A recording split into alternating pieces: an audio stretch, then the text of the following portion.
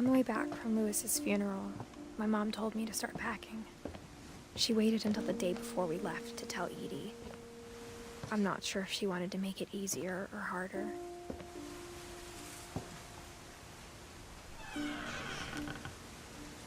I wish we'd stayed. But I understand why we left.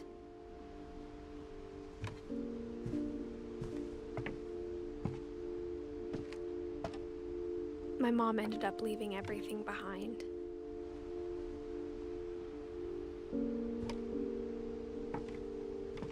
What happened that night had been coming for a long time. Maybe it should have come sooner.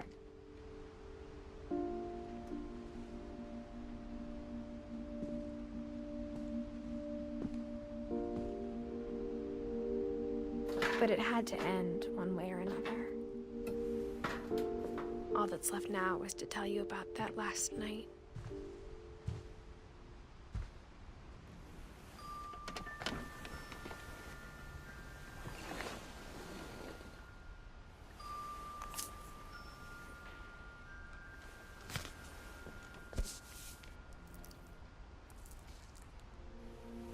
That whole last day, Edie just watched us pack and didn't say a word.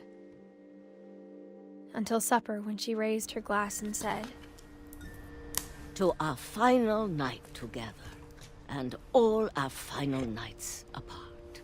Grandma, you know what I said about alcohol.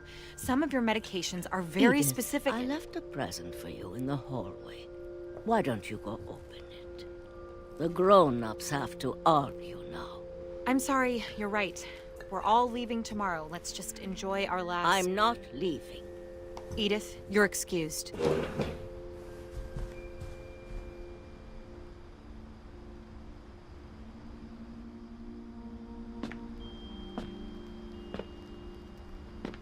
The power had been shut off that morning, but Edie always had plenty of candles.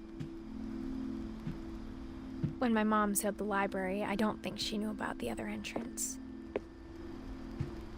Or that Edie had a key to it.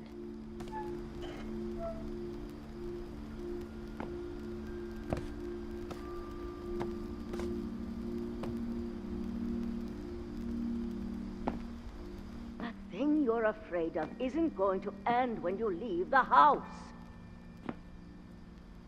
Edith has a right to know these stories. My children are dead because of your stories. I think it's best if Edith and I leave tonight.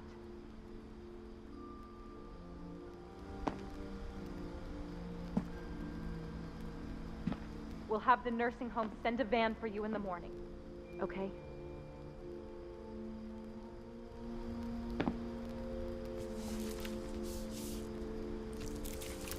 Dear Edith, there's so many stories I wish I could tell you, but there's only time for one.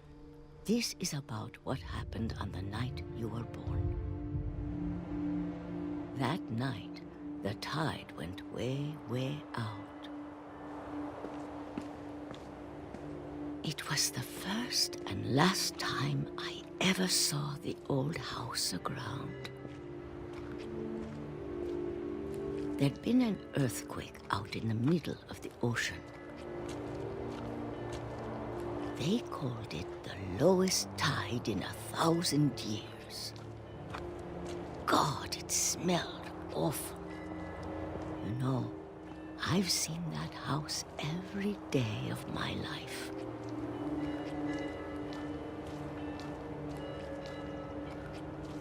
But I never thought I'd go back to it. When the fog rolled in, I lost my way.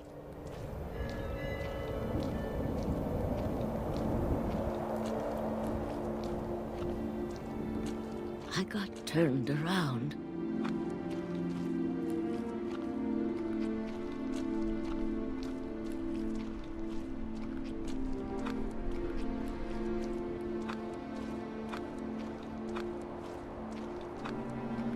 I started seeing things.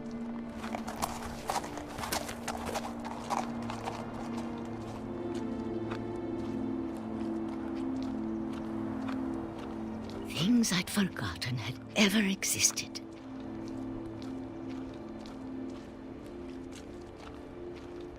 But when I saw them, they felt like old friends. That night, a lot of things came back to me.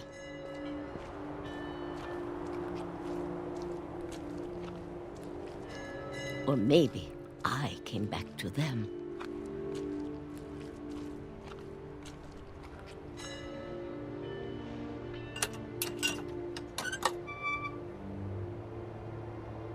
Things I can't explain, but that I need you to try and... Edith, what are you doing in here? It's mine. Edith! Mom, you're gonna rip it! Let go! I kicked and screamed, but Mom dragged me to the car.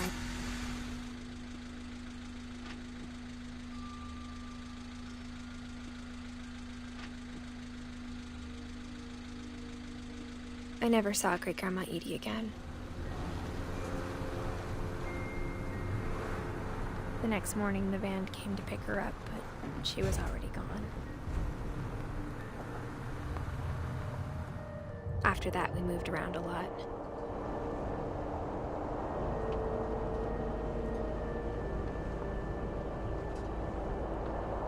We both tried to make the best of it.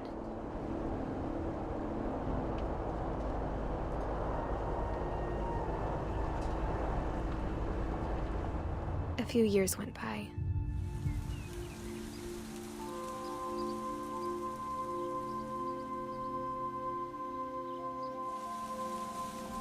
My mom didn't like to talk about it. But she started getting sick a lot. The rest happened pretty quickly.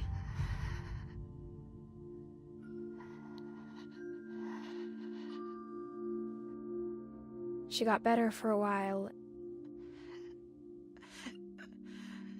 and then she didn't.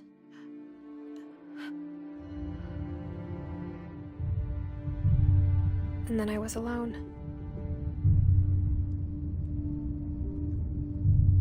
The last Finch left alive.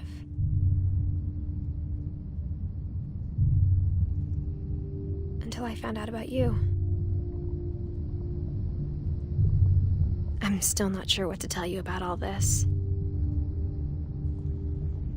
If we lived forever, maybe we'd have time to understand things.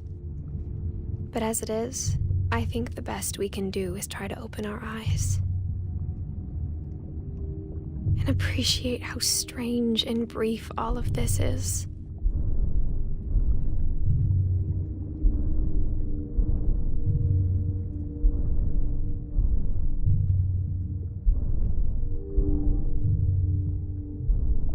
This journal was supposed to be for you. But now I hope you'll never see it. I just want to meet you. And tell you all these stories myself. But I guess if you're reading this now, things didn't work out that way.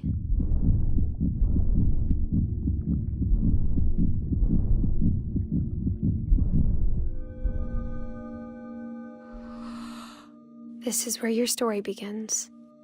I'm sorry I won't be there to see it. It's a lot to ask, but I don't want you to be sad that I'm gone. I want you to be amazed that any of us ever had a chance to be here at all. Good luck.